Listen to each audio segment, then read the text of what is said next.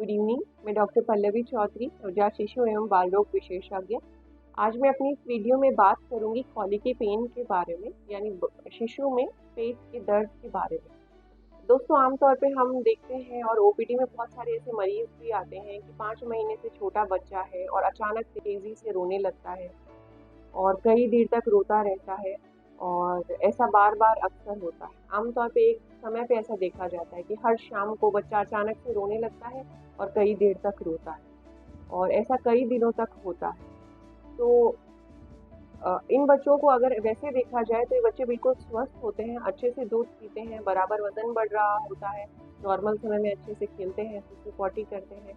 लेकिन एक पर्टिकुलर समय में, एक पर्टिकुलर टाइम पे ये बच्चे अचानक से तेजी से रोना शुरू कर देते हैं और कई देर तक बहुत तेजी से रोते हैं। रोते समय ये अपने पूरे शरीर को अकड़ लेते हैं, चेहरा लाल कर लेते हैं, अपने पैरों को पेट के पास लाते हैं और तेजी से गैस पास करते हैं। तो यह जो सारे लक्षण हैं, इनको हम कॉलिकी पेन कहते हैं।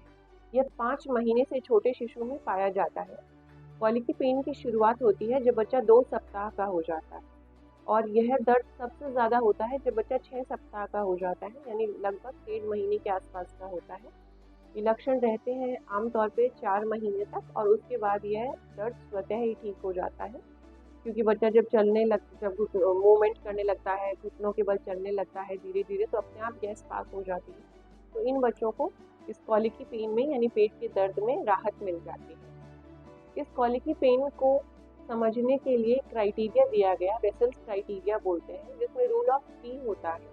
यानी अगर बच्चा एक बार में 3 घंटे से ज़्यादा रोता है, ऐसा वो सप्ताह में 3 दिन से ज़्यादा करता है, और ऐसा वो लगातार 3 सप्ताह तक करता है, तो इसको कॉलिकी पेन डिफाइन किया गया।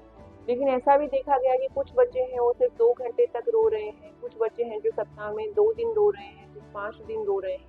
तो इस क्राइटेरिया को थोड़ा सा फ्लेक्सिबल कर दिया गया और मॉडिफाइड रोम क्राइटेरिया दिया गया। कॉलिकी पेन के क्या कारण होते हैं? कॉलिकी पेन लड़के और लड़की को समान रूप से प्रभावित करता है, इसका कोई सेक्स प्रेडिस्पोजिशन नहीं है।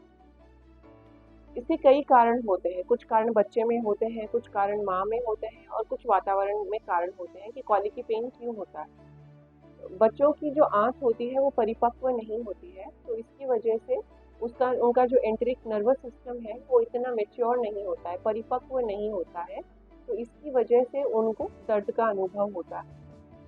और ऐसा देखा गया है कि कुछ बच्चों की आंत में मोटिलिन रिसेप्टर्स ज़्यादा होते हैं, तो उसकी वजह से भी दर्द का अनुभव होता है।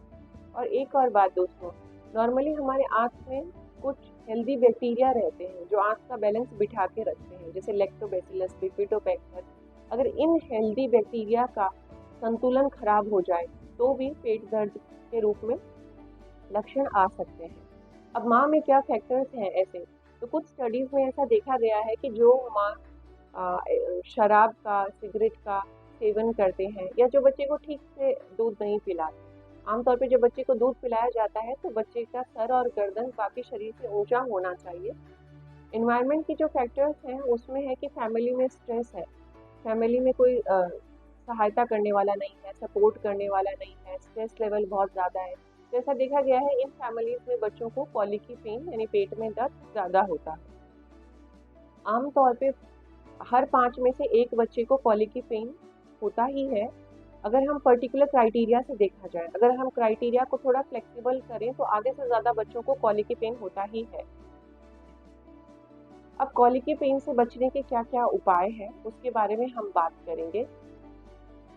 कुछ तो होते हैं एक्सटर्नल मैनेजमेंट, कुछ होते हैं इंटरनल मैनेजमेंट। एक्सटर्नल मैनेजमेंट में हम क्या कर सकते हैं कि हर बार जब भी हम बच्चे को दूध पिलाएंगे, हर बार दूध पिलाने के बाद बच्चे को डकार ज़रूर दिलाएंगे। 5 से 10 मिनट तक छाती पे ऊपर ऊपर रख के और थपथपा के बच्चे को डकार ज़रूर दिलानी है। और दूसरा जो इम्पोर्टेंट है, इसको हम बोलते हैं 5S क्राइटेरिया। 5S क्राइटेरिया में एक तो होता है स्वेडलिंग, जिसमें हम बच्चे को एक कपड़े में ऐसे लपेट देते हैं तो बच्चे को ऐसा लगता है कि वो जैसे बच्चे माँ के गर्भ में ही है, तो स्वेडलिंग कहते हैं। दूसरा होता है सकिंग, यानी कोई भी क्लीन पेसिफायर है तो वो आप उसके मुंह में दे सकते हैं, तो सकिंग की वजह से भी बच्चा चुप हो जाता है। एक होता है शशिंग, साउंड प्रोड्यूस करना, यानी बच्चे को करके सुलाना, अपने गोद में लेना, छाती से लगाना और करके सुलाना। चौथा जो इम्पोर्टेंट होता है वो होता है स्विंगिंग, यानी बच्चे को रॉकिंग ऐसे हिला के, जैसे बच्चा गाड़ी में है उस हिसाब से उसको झूले में पालने में लेके या हिला के छाती से लगा के हिलाएंगे तो भी बच्चा चुप हो जाएगा। ये एक और क्राइटेरिया है।